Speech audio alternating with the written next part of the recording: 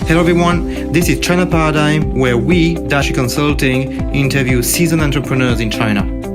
Hello everyone, I'm Matthieu David, the founder of Dashi Consulting, a China market research company based in Beijing, Shanghai, and Hong Kong, and its podcast, China Paradigm. And today, I am with two entrepreneurs who I've known the product for like 2 years, 3 years. The founders of Baopals. So I am today with Charles Erickson and Jay Thornhill. You are both two co-founders, but you are three of you actually to have founded the business of Baopal. Baopal is a platform where you can buy in English in a very seamless, easy way products from Taobao, the biggest e-commerce platform in China, and maybe one of the biggest in the world, based on the fact that 50% of the merchants on Amazon are actually from China. So numbers are pretty impressive. You communicated with me some numbers I'm going to share with the audience. Close to 3 million items sold since 2016 when you founded the business. About 50,000 registered users. So I believe that's more loyal users because they're registered, and about 700,000 orders placed. Actually, that's something we need to have more precision between orders and items purchased and so on. So thanks for being with us. It seems that it has been a very exciting journey. Now, how many people are in the team? Now, close to 40 people. Yeah, around 40. Right. Can you tell us more about the story since 2016, how it started? Yeah, well, I guess Charlie can start because it started in 2015 with Charlie, actually. Yeah, I was just, I was an English teacher before this. I taught English and macroeconomics, and I was doing that for 2 years, and I wanted a change of career. But I didn't know what to do. I think a lot of expats have this after teaching in China for a couple years. But I didn't want to go back to America, so I was just sort of in this mindset, okay, there's a lot of things happening in China. Maybe I can figure out some type of idea. And my roommate, who's our third co-founder, was an app developer, and he said, okay, let's come up with ideas for apps. So I just started writing down problems that expats have. And one of them that I wrote down was Taobao, because all of us know Taobao, but none of us were using it because our Chinese wasn't good enough. We didn't have Alipay. And so I presented this to him, and he was like, I think this is possible. And when he said that, we got really excited. I told Jay about it as well. And then when we said, okay, when our third co-founder, the tech guy, said, we can't do this, I just went ahead and quit my job. Right then, I'm like, okay, this is what's going to happen. We're going to focus on this. And then I convinced Jay to quit his job a couple months later. And then TJ was already freelancing. So then everybody was on board. What are we talking about now? I said, I saw on your presentation 3 million items sold since the start. But what are we talking about in terms of revenues for 2018? Well, altogether, we've done over 160 million RMB in gross merchandise value, so basically total sales. Mm-hmm. For 2018, I believe it was around 70 million RMB in the calendar year.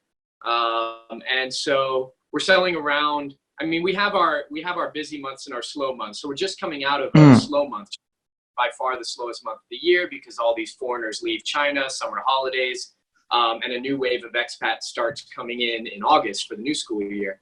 But in a normal month, we're doing about 5,000 items sold.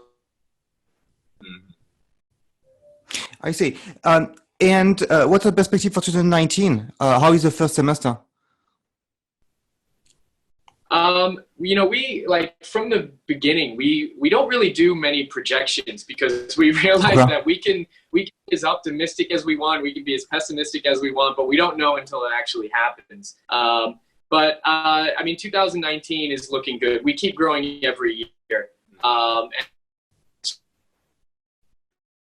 We're at least 25% A lot of that depends on the peak season, though, because that's when we see the most growth, and we haven't started peak season yet. Right. But yeah, it looks to be a good year. Our team is humming really well now. Our processes are a lot smoother than they were, especially in the first year when we were just figuring everything out on the go. And so profitability-wise, we're looking really good. We don't really delve into how profitable we are, but the company is in good shape. Mm-hmm. Yeah. Just so can you tell us? Good. Sorry. Just personally, if we hit 70 million in 2018, I'd be very happy if we can get to 100 million for 2019. Could you share about the? Could you share about the business model? I think a lot of people who go to Baopals for the first time would say, "But how does it work? What margin do you take? Do you have a special agreement? Do you? Can you explain us more about the business model?" Sure.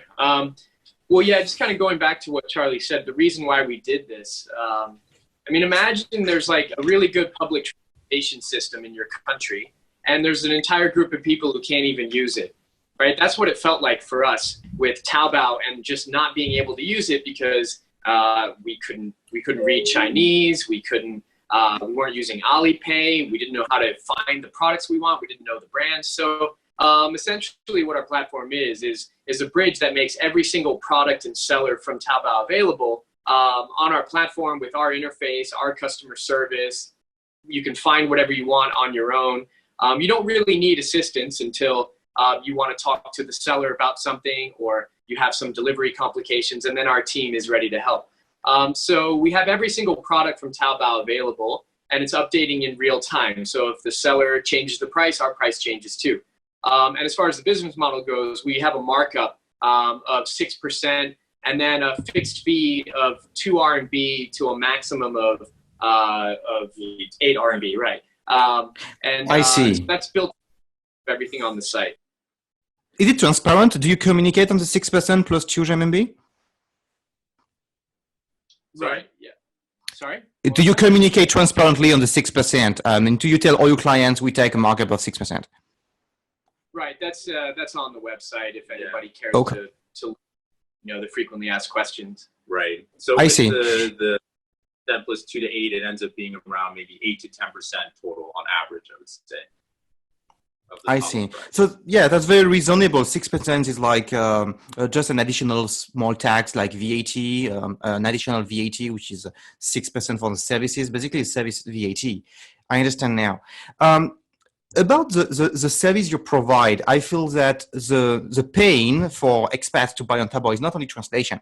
It's also to get delivered, to see the update of your product, where it is, when it's going to be delivered, to interact with the delivery man. Do you help on this? How far do you go in terms of support? Yeah, we go pretty far. So that's part of the service fee you're paying for. So we help communicate with the delivery man if there's an issue. We've developed over the past 3 years a pretty good system on being able to liaison quickly between our team here and either Taobao sellers or delivery men and our customers. So if there's any issue, people can contact us very easily on the website, through the help forums, or message us directly on WeChat, and we can solve their problems. And one thing that's been nice that we've seen actually over the past 3 years is the number of requests for help have been going down, even though that our user base has been growing. And I think this is just because our users are becoming more intelligent and they're figuring out how the system works. So once you've had a package delivered to your apartment the first time, you know how it works. And you can say, okay, yeah, he puts it in front of my door, he puts it in this locker. You figure out how to navigate the site, you become smarter on how to find good products on the website. So that's been a nice trend for us.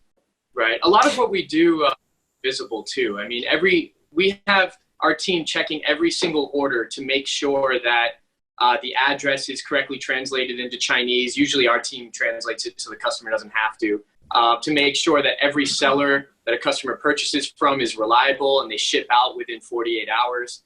A lot of that happens behind the scenes. And so we're just trying to make sure our customer has a smooth experience. And then there's also pre-sale service. If somebody has questions about a product or they want to help finding a product, our team is there to live chat with them or answer their questions on a product page. And then after sales too, where we're tracking down orders, making sure they reach their destination. If somebody wants to return something, we handle all the communication with the seller. We make sure they get their refund, often in advance of the seller refunding.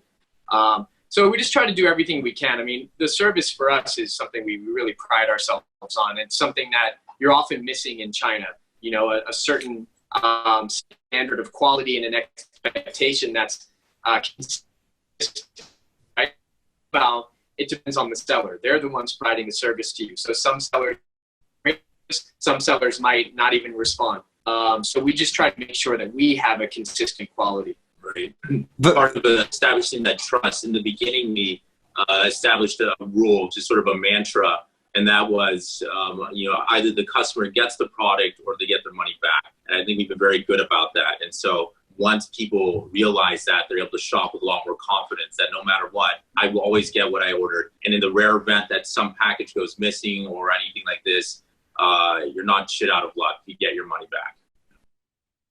Very interesting, because I believe that a lot of foreigners who may have bought on Taobao in Chinese directly may actually have given up on returning the product, because it may be very troublesome actually to return the product, or if there's any issue they will give up and lose the money, or just give up on the product they would not use because it's too mafan, I would say, to return. I have the map of your customers on the presentation you sent to me, and I see that Shanghai, Beijing is representing like 40%. Sorry, like 50%, roughly 50%. So the other half is all over China, spread all over China. That gives a bit an idea of who your customers are. They are very diverse. First, could you tell us more about the typical customer and the segmentation you have? Are there people who have only expats from the West, or it's also expats from Japan, from Korea? Yeah, are they all over China, as I just described? Could you tell us a bit of ideas of who is shopping on your website? Sure.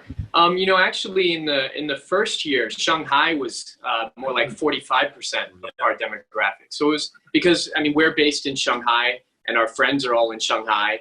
And, you know, we don't do a lot of traditional marketing. We rely mostly on word of mouth to grow. So it's been cool to see the company, the website take off in Shanghai and then start spreading. And, you know, in the early days, we would see, oh, we got an order from Sanya, or we got an order from Nanjing. And then many other orders from that region would follow, because we'd have these early adopters in these different cities and provinces. And then they would tell their friends, their colleagues. You know, we would start recognizing these addresses show up more and more. So that's been really cool. And because, you know, we don't handle the logistics here in China, the sellers ship directly to the customers. That means, you know, we ship all over China right off the bat. So it was never an issue for us to expand around mainland China. So it's been good to see it take off. As far as the other demographics go, age groups, we span, you know, the whole gamut. But our largest age group is about 25 to 34. Those young professionals who have a steady income here, who are making a home for themselves here, at least for, you know, probably a couple years, maybe more. And so they're buying things for their apartment. They're buying their clothes for the different seasons. That's kind of our core group, which is really our demographic. And male and female, the split is about like 51 or 52% female to 48, 49% male. So it's pretty even. Although females do a lot more browsing. They look at the departments more. They browse the categories a lot more. They spend more time on the website. And then as far as the nationalities go, it's the primarily English-speaking countries. That's our main market. I mean, our platform and our content caters to the English-speaking market. So we have a lot of Americans, Canadians, Brits, Australians, and South Africans too, actually, are quite strong. And then from there, though, we really just spread out and cover all kinds of nationalities. We actually made the website available in Russian and Korean, partly because, you know, a lot of Russians are shopping from like AliExpress overseas and are interested in using Taobao agents. And then Koreans, because there's such a large expat group in China. But we haven't really seen much take off with the Koreans. We do have Korean shoppers on the site, but really not not what we were hoping for. And I think that's just because it's a very different market than what we're currently serving. And there's different culture, there's different language.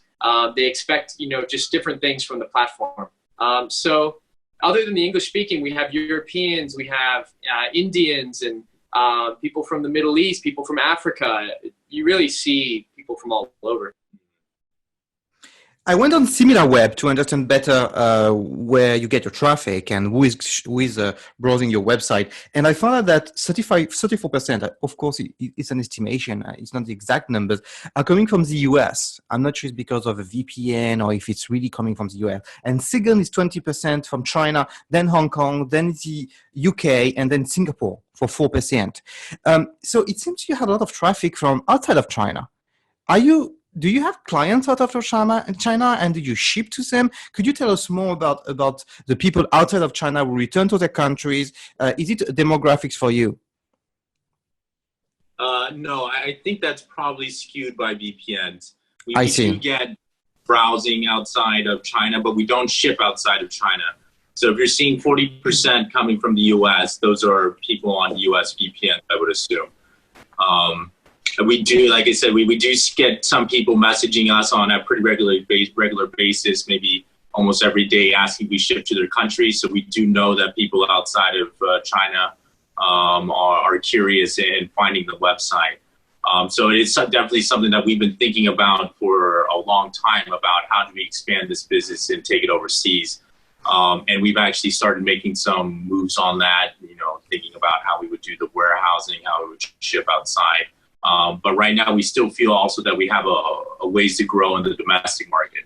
Like you said earlier, that our current user base is 50,000 users, but a lot of those users have actually already left China, right? Because there's a high turnover of expats. A lot of people be here for 1 to 2 years, and then we find that they leave, and they'll be like, "Oh, we'll miss you, Baopals." And so what we want to try to figure out how to do is to change these customers that find and love us here in China into lifelong customers when they go back to their home countries. I see. Got it. You talked about the seasonality. You said that June, July is not very high season for you. I believe you were talking about Christmas as the high season. But when I'm looking at, again, from SimilarWeb at the traffic, I see a peak in March. And I believe you have another peak, a peak in for Christmas for sure. Could you tell us more about the seasonality? Is March a high season and why? And then about Christmas and how you manage this seasonality. I believe it's difficult. You will have much more customer service, much more things to do during like 2 or 3 weeks for Christmas. Sure. It was kind of tough for us in the first year and to a lesser extent in the second year, managing the team itself, because we launched the company, we launched the website March 1st, 2016. You might see greater traffic in March, partly because it's our anniversary. And so we're doing our big anniversary sale and celebrating another year of the company, but also just because it's the middle of the school year, and actually some spring students have come in. And people are back from Chinese New Year, so they've had a long break. So they have a lot of things they wanted to buy, but they couldn't buy in February because the sellers are offline. So there's a bit of like a backlog of orders in March. But peak season for us is definitely October through mid-December. September it picks up a lot because the new school year starts. So there's a new wave of foreigners coming in. And October, the weather starts changing. People start gearing up for the winter and buying lots of clothes, and also buying a lot of Halloween gear, because Halloween is such a Western holiday that in many parts of China, people want to celebrate Halloween. They want to have their parties.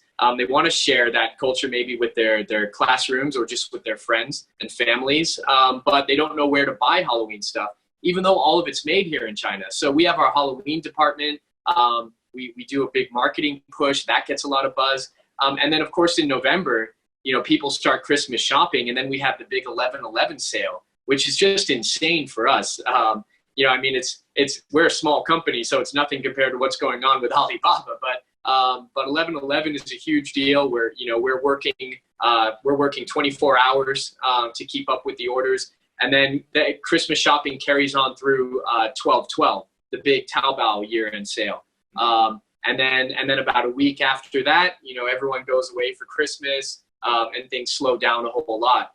So in that first year, we were growing so quickly that we had to move out of the apartment. We were working in Charlie and Tyler's apartment, and we had like nearly 18 staff at that point, just like 6-7 months after launching. And all of a sudden we were like, oh my God, 11/11 is coming. Christmas shopping is happening. We need to get an office. We need to get out of here. Right. We can't, the internet was probably going to fail, and we can't have enough staff here working in this 2-bedroom apartment. So we ended up getting a massive office space and moving in just a week before 11/11. And we had to set up all the computers and cables ourselves. We've always been, on a very low budget, and just doing everything ourselves when we can. So, and then we move in and we find out the internet doesn't work. So we go through 11, the biggest sale of the year in our first year, and we're on Wi-Fi hotspots. And we had like 6 or 7 Wi-Fi hotspots around the office. People's internet's cutting in and out. We're trying to service all these customers from midnight to midnight. And we also, our heating is breaking because it's short-circuiting the electricity. So we're on space heaters. People are wearing winter clothing in the office. It was mayhem, but the team really powered through it. It kind of bonded everyone together because, we were growing so fast. It was really exciting, and people bond through a bit of hardship and struggle. And, so there was a lot of learning that first year. Now we're able to better manage our resources and prepare for those peak seasons, and also survive the low seasons. When we're not profitable in July, we're able to weather that storm financially, at least. I invested in a company which was doing actually drop shipping, buying on Taobao, customizing the product, and then sending to the customers in France. And one of the difficulties that the team had is that the shoppers on Taobao may just stop selling at some point the product. So we had to find a new one because the time when it was bought, then it was not available anymore. There are these kind of issues with a platform like Taobao. What kind of difficulties have you faced, and how do you manage them? You talked about Double 11 and Double 12. At that time, it's creating a lot of delay as well. So I believe you have to communicate. Even I see you have a dog. For those who are not watching the video and listening to us, a dog in the office, very cool. So you Double 11 and Double 12. It's a lot of customer service to manage as well, and your clients may not totally understand that. So I believe it's also an extra work on top of the extra sales. It's an extra work for communication and service. Could you tell us about the challenges you faced by working with Taobao shoppers, Taobao merchants, sellers, and also the peak seasonality? Yeah, well, yeah, of course, when we have all these extra sales, the workload increases. So we have a lot of sometimes part-time staff on call. So we're working at full capacity. Some people are working overtime. But also our customers are good at understanding. We let them know that, look, when 11/11 happened, there are billions of packages moving across China, and the warehouses are full, the distribution centers are overloaded, so there will be delays. And so we just make that very clear to our customers, and most of them understand. Of course, some people will be a bit angry and upset, but really there's nothing you can do. The system is just overloaded in China, and it takes up to 2 weeks for it to kind of unclog. So we let them know in advance and say, okay, great savings, great deals on this day, but be prepared for delays. We do have on the site location from the sellers. So if we advise them, like, if you want faster shipping, try to find a product that's in your city or near your city, and most likely you'll get it much quicker. So yeah, the workload, like kind of Jay was saying, it helps the team bond as well. The hardship is actually good.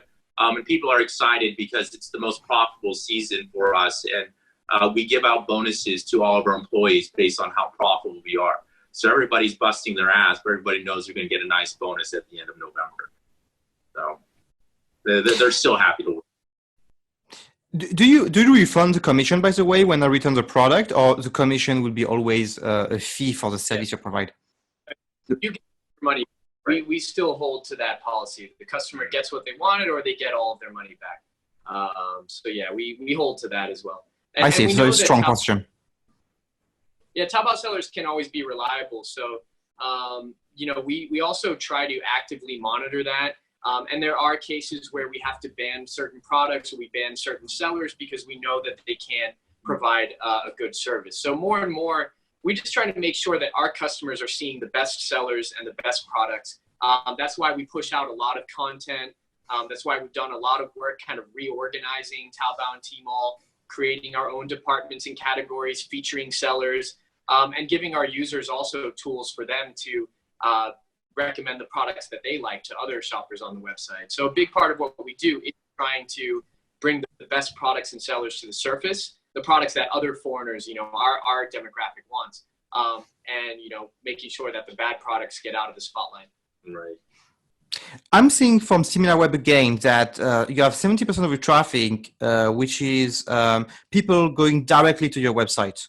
And very few from search, like very little from Google, like 17%. Again, the numbers are not exact, but it gives you an idea of the masses, the volumes, and 10% from email. So as far as I understand, you have a strong basis of customers which come back to your website and buy again, or as you say, word of mouth.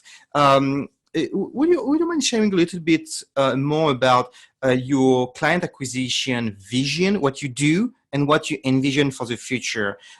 You compete some way with AliExpress, Light in the Box, in some way. I mean, it's more for people who are outside of China, but in some way you compete with them, and they do a lot of marketing on Facebook, on social media, on search.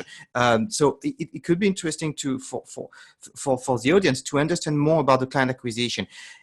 The manager who was managing the e-commerce I invested in knew you from actually an exhibition. And I think you had a booth. So it was very actually brick and mortar, and you are managing an internet business. So it was very interesting for me to see that you were able to convert from actually being present in Shanghai at events. Could you share more about some ideas or some things you did to scale the client acquisition?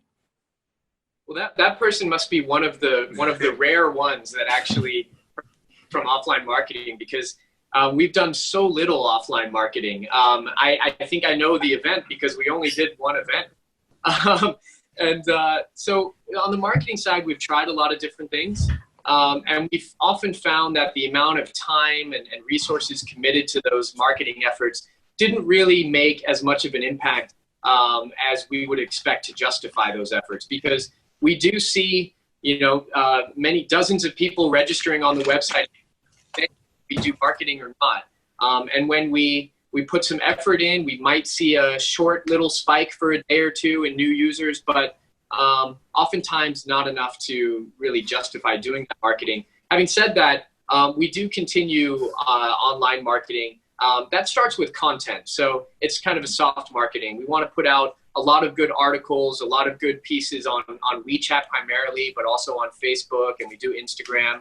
We have a Pinterest now. And so that drives a lot of the growth, because especially when we do our WeChat pushes and we write articles that get shared in people's moments or people send to their friends directly, and it can be any type of content, whether it's an article about living life as a foreigner in China that gets a lot of comments going, or it's something like, here are 15 very Australian products, and then a few Australians will share it with each other and say, hey, we can buy these snacks from back home on Baopals. So we try to do good content as our primary, marketing effort, but also we do Facebook ads and we do Google AdWords, and those are quite low cost, and we do see a decent return on those, and certain times of year we will pump that up a little bit more because we know it's the time for growth, or we're promoting the 11/11 sale, or our Halloween department just went live. But otherwise, we don't do events anymore. We don't do a lot of sponsorships or traditional advertising. We don't do paid adverts like banners or pieces on other platforms. Every once in a while, we'll do some collaborative marketing, like DD English reached out to us and they wanted us to offer a coupon for our users to use on a DD ride because they have their English app. And then they also promoted us on DD English, which was very cool. It was kind of a proud moment for us to be featured on, one of China's most successful companies. So every once in a while, we'll do that sort of cross-marketing. But we don't have a marketing team. We don't have a marketing person on staff. It's more something that we keep quite lightweight. Mm-hmm. Yeah, well, one thing we value a bit more is not just the number of users, but just sort of the loyalty and the activity of the users. Because so much of the growth is organic. In the beginning, it was completely organic. It was just people were using the website because their friends told them about it, and they said this was a great service and a great product, so you can get on it and buy things. And that's why you can see, even though we have only 50,000 users, and many of them are no longer even in China, but we sold 3 million products. 60 per registered user. Right, so every registered user, whether they're active or inactive, have bought 60 items. So we just see that once somebody discovers it organically on their own, it's just they buy again and again and again, sometimes, weekly basis or, even more than that. And so that's, for us, is more important. So we do some of these events like Jay mentioned the DD English. So we got a bunch of registered users, but only 10% of them actually ever made an order. So for us, that's the real metric that we care about. It's like, okay, people may have registered, but we care about the people that are actually shopping, the people that are shopping regularly. And those are the ones that find us usually just because their friends recommend them to people, You mentioned WeChat as a way to interact with your customer base. How many followers do you have? And do you have a WeChat mini app? Can we buy through WeChat directly? Could you share more about what you do on WeChat? Sure. We have about 40,000 followers on WeChat. Actually, WeChat Pay is the primary payment method. About 70%, I'd estimate, are actually paying through WeChat. And we have our WeChat official service account. We also have a WeChat mini program, but most of our users are on our official account. And it makes it really easy to shop because you simply are, everyone's in WeChat all the time already in China. So you've got to have a presence there, right? And a lot of people have their money on WeChat. They're used to paying through WeChat, especially foreigners. They're much more likely to use WeChat Pay than Alipay. And so through our official account, we have a custom menu so they can quickly navigate the website, get on there, and then check out and then quickly pay, with their fingerprint scan or their passcode. And they can also live chat. So they can message our official WeChat account and then live chat with the service agent if they need to. Most of our customers don't need to, but it's there for them. And then on WeChat, of course, we get our pushes. So 4 times a month, we can push out our content so that all of our users get a push and they can see 4 or 5 articles we write. And we try to keep the content very focused on Baopals or on things that our demographic is interested in. So we don't try to make it feel, advertising, but more just trying to make fun, easy, readable content that they enjoy. I understand that your focus is more actually to nurture the current basis of your clients and to go further with them, to build a better relationship than getting more clients through marketing. So I would believe that you are doubling down on marketing automation and newsletter and so on. What kind of software do you use? Do you use HubStaff? Do you use HubSpot? Sorry. Do you use some software to do marketing automation to actually retarget and so on? Is it part of your marketing efforts? No, we don't really have any software that we use for marketing. Right. Well, we do do mail blasts. So we do use some email marketing software on the email side, although we don't send out a whole lot of emails. We're very averse to spamming, right? We've made accounts on other shopping websites, like American shopping websites, and gotten as many as an email every single day from some of them.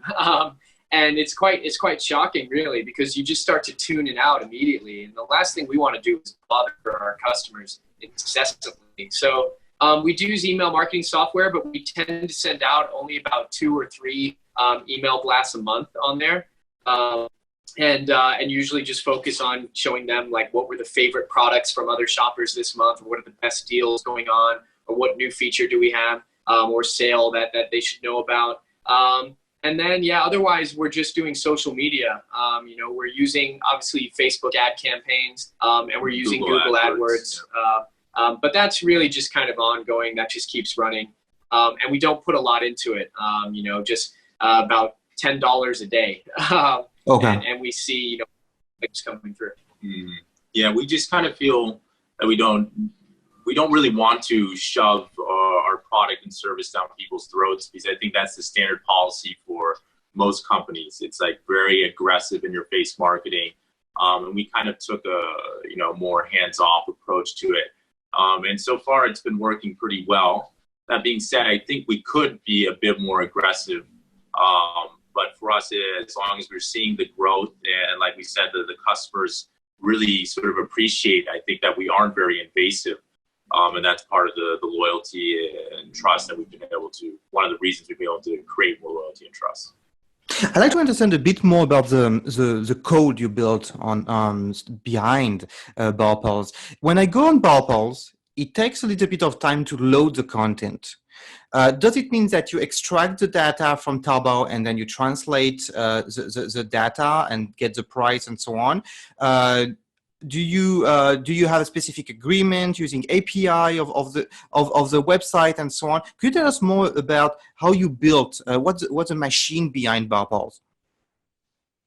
Sure. Yeah, we can't tell everything, of course. There are some trade secrets, but yeah, I mean, what we built is really like a puzzle of different technology that we had to piece together, because there was nothing available for us to build this that would kind of just give it to us on a plate and we could say, oh wow, how easy, because then everybody would have done it, right? It's a very difficult platform to build and maintain, but yeah, we do rely on APIs for the most part for the engine of the website, and that is what gives us the Taobao products and make sure that they stay updated, so that customers essentially are shopping on Taobao, but with our interface and our skin on there. And then there are auto translations built into that, which we also kind of tweak a little bit when we notice common problems.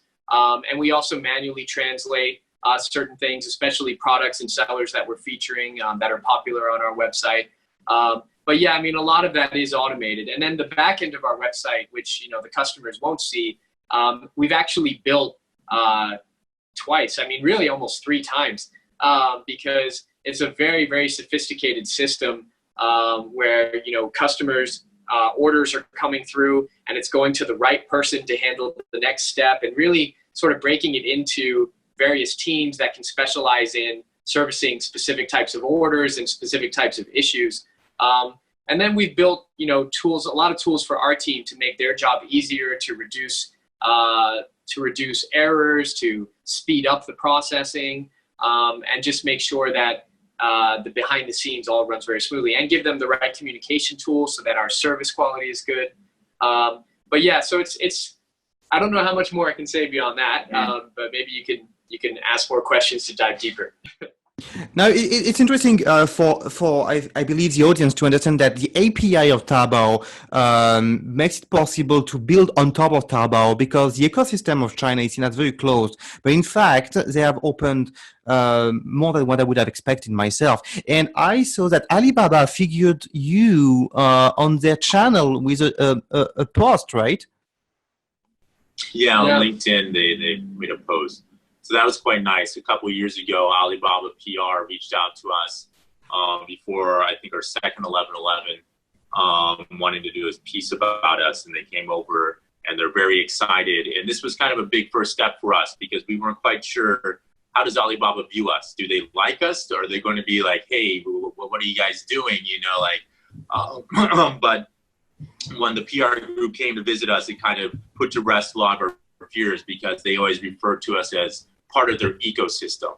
So like you said, people may view China as quite closed, but what we view with Alibaba and I think a lot of things in China is actually quite open. So they just were like kind of excited, like, wow, we didn't expect anybody really to do this. You were just kind of like some kind of weird plant that started growing in our ecosystem. We're like, hey, this is kind of neat. Let's see what happens. So that was quite nice. And they've actually come back to us a few times before, again, for some other stories and videos with us. That's what one of the surprise as well. And it's contrarian to see that Alibaba is actually welcoming what you are doing. And most people would think that actually Chinese companies, especially those giants, would not be very open. But at the conclusion, I feel that they are caring about building an environment, an ecosystem around them. What about, last question, which is a bit technical, about the transaction with Taobao? Is it automatic, or you have to manually accept it? Was it easy to build? What are the most difficult, and that's the other question, what was the most difficult aspect to build, technically speaking? Was it the payment? Was it something else? Payment, I would say, wasn't that difficult. Once we were able to set up our payment channels, it was all right. It was the initial building the APIs, like Jay was saying, it was a bit of a puzzle. So like there isn't a single API that we have to create this. There's multiple APIs that you have to apply for, and some of them require more sort of clearance and a firmer agreement. And some APIs actually don't even exist anymore, but luckily we got grandfathered in.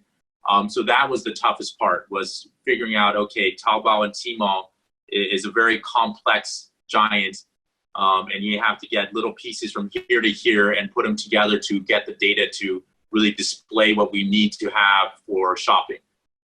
So that was I think the toughest part, I would say. Right. And then for Charlie and myself personally, learning to understand the technology a bit more and manage our tech team has been something that we've had to grow in, because we're not programmers.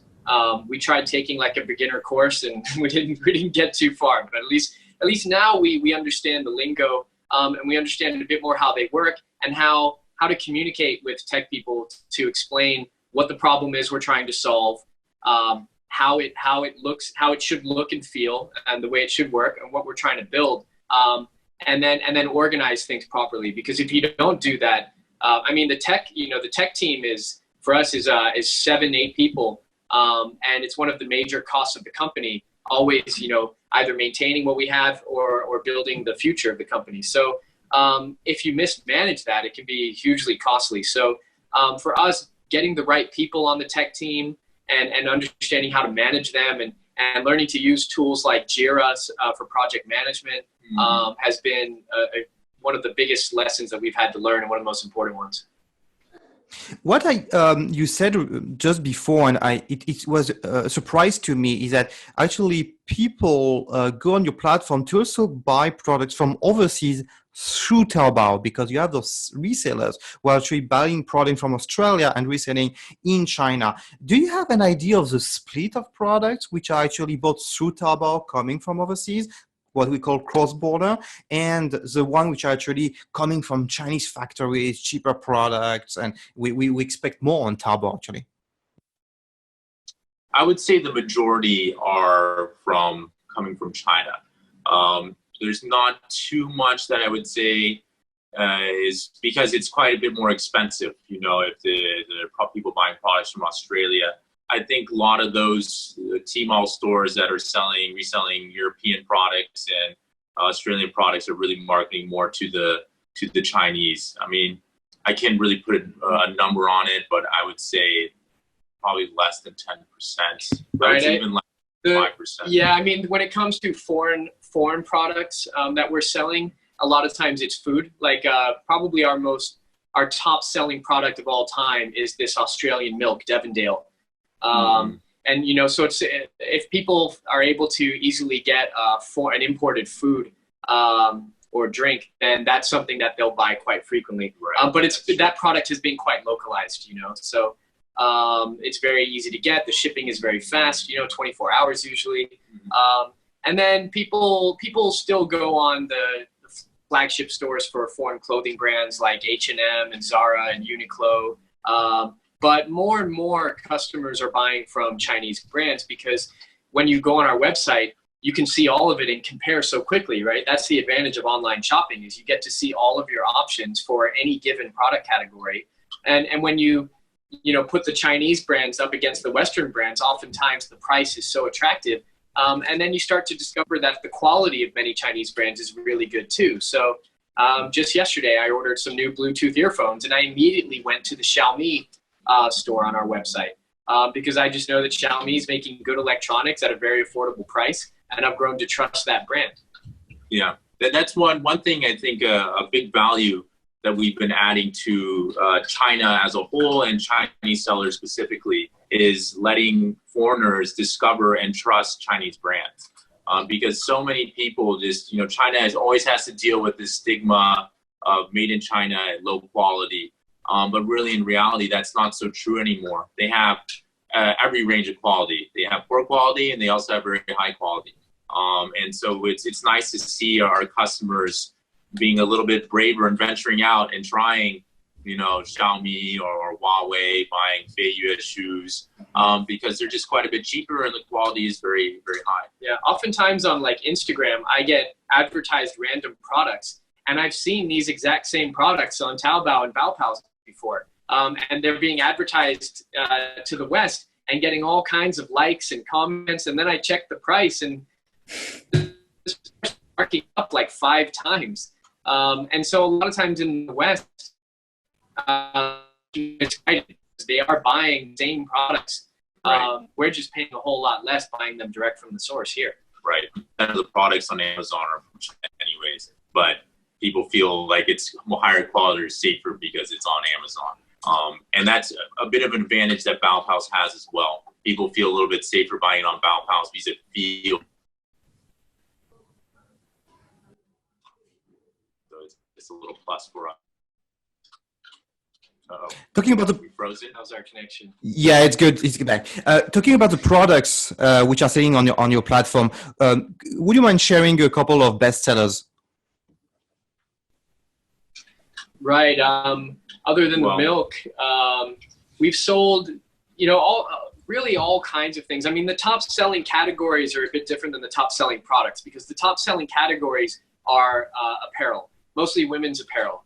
And women's footwear and beauty products. The women's departments dominate in terms of the browsing and the traffic. But because there's so much variety and different women have different styles, there isn't like one dress or one shoe that does all the sales. So the categories dominate. But in terms of actual products that sell a lot, it really ranges a ton. I mean, there was these really cool like framed prints of different Chinese cities. You may have seen them. You might see them around if you know to look for them. But you could get like a kind of a line map of Shanghai or Beijing or whatever city you live in. They also do foreign cities, framed and printed. It's a nice thing to kind of have on the wall at home. And they only cost like $15 to $20. We sold a lot of those. So a lot of like home decor kind of cool products. Like the Lego mug was a popular gift. It's better. I mean, women's clothing is by far the largest department, and we get most people. The biggest sales are all women's clothing, but there's just such a huge variety that it's not usually one single product that's selling a lot. There are tens of millions of women's clothing on Taobao. But what we do see is that foreigners often tend to buy what other foreigners have purchased and reviewed on the site. So that's another thing that is nice about Baopals going into over 3 years of having this website is that the content on the site is getting better because customers will buy stuff and they review it. And when a Laowai sees another Laowai say that this product is good, then they buy it. So that's kind of a trend that we're seeing. Like for example, the milk that Jay was saying, there's a lot of positive reviews on that. So now all the Laowai see it and they all trust it and they tell like, okay, you want to get milk, buy this milk. You want to buy macaroni and cheese, buy this macaroni. Yeah, actually mac and cheese. There's some mac and cheese that's one of our top selling products as well. And then there's random stuff that just kind of becomes really popular. Like we had some unicorn pajamas that became really popular one winter. And so a lot of people bought those, like, you know, those winter onesies, those really cute, like, unicorn and animal onesies. And then there are certain electronics that can get popular, certain, like, Bluetooth speakers. And there was a Game of Thrones shirt that, you know, before everyone started hating Game of Thrones with the last season, there was a really popular Tyrion Lannister t-shirt that we sold a lot of. It really kind of comes and goes. A lot of times it's seasonal, or it's something that's topical, that just kind of gets popular, and we feature it. How much do you localize from apparel? Because the size are different between the West and China. Do you advise on this? For the size differences on the sizes. I remember the business I invested in for the robes business. Actually, the size were different, so we had to reinterpret and even resize and try them. Do you advise clients on this as well? We do a bit. I mean, it's something that everybody experiences, right? I'm like a medium or large in the US, and I'm a quadruple XL here in China, and it varies largely by seller. So, but one thing that's good on Taobao is that, you know, the sellers don't want people to return clothes. So they want to try to get the best fit. So every seller has a sizing guideline. And so we always advise customers to first look at that sizing guideline. And we have an article that can help them translate and understand what it is. It's like, okay, if you're, you know, 80 kilos and 170 centimeters, then choose this size. So most of our shoppers, they may have a bad experience the first 2 times because they don't know any better, and they just say, oh, I'm a medium in America, I'll get a medium here. I got to look at these sizing charts. Right. Yeah. If you just look at the product options and pick a size, you're going to have a bad. So what you want to do is scroll down.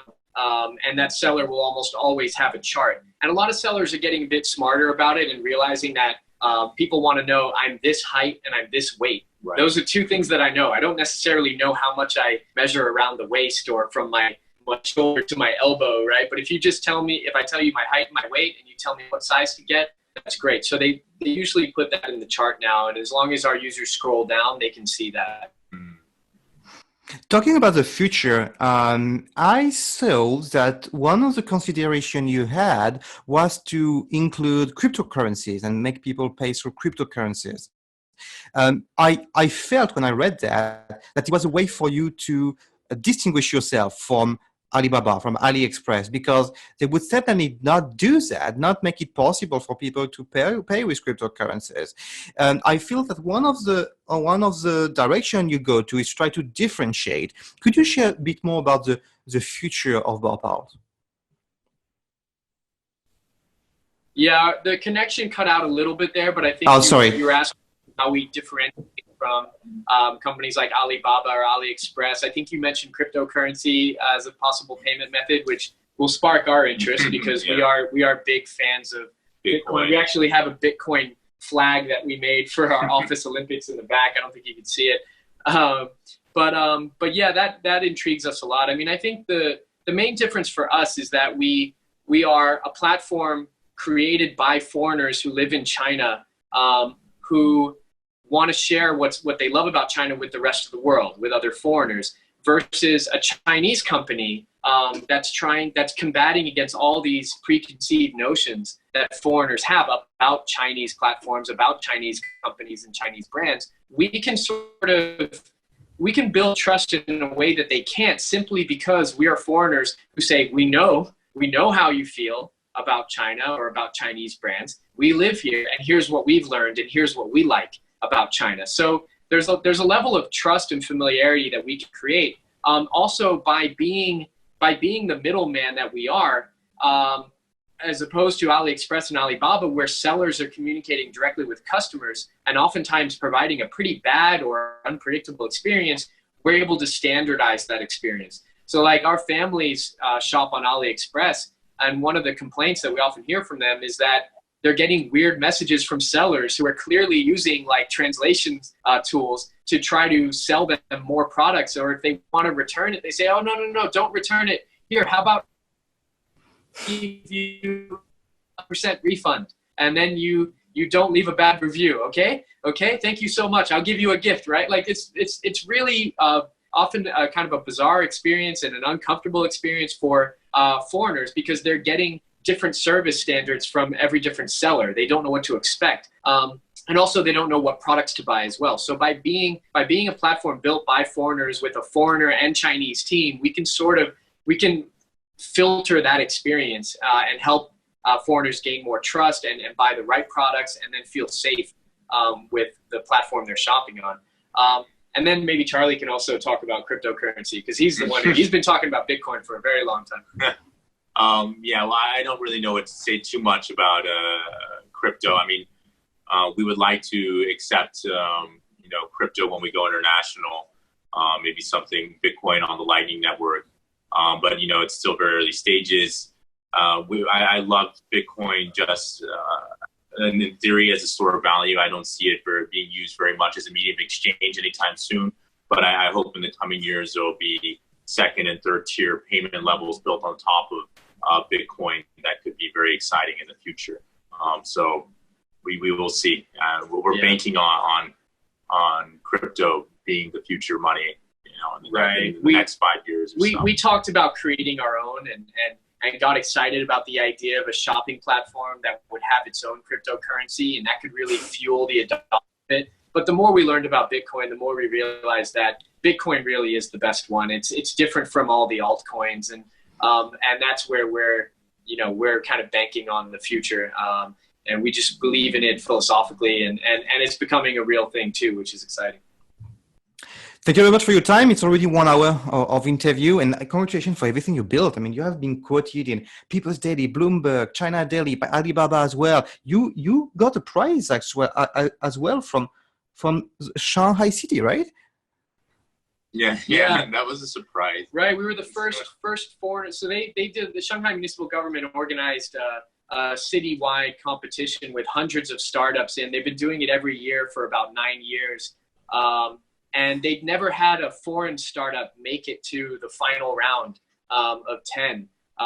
So we went through a series of rounds, and then all of a sudden we were on stage at this big ceremony with politicians there, and so that was an honor. That was something that we didn't expect. That we just kind of went in at the last minute because somebody encouraged us to, but it was real flattering to be featured there and to be awarded and to kind of break some new ground as a foreign-run startup in China. Yeah, it was interesting because we weren't even quite sure what this event fully was, because we've done a few startup competitions before and they never really panned out. So Jay was almost like, maybe we don't even go to this, whatever.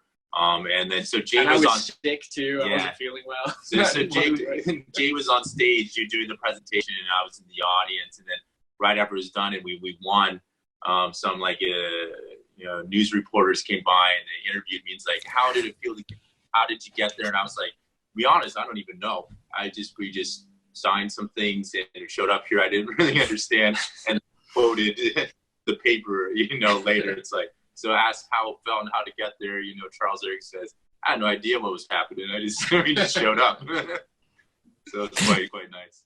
Congrats again. I hope you enjoyed the talk. I hope everyone enjoyed to listen to it as well. You can follow us on iTunes, on Spotify, on every channel, including YouTube and Facebook, through the name China Paradigm. Thanks again for being with us today.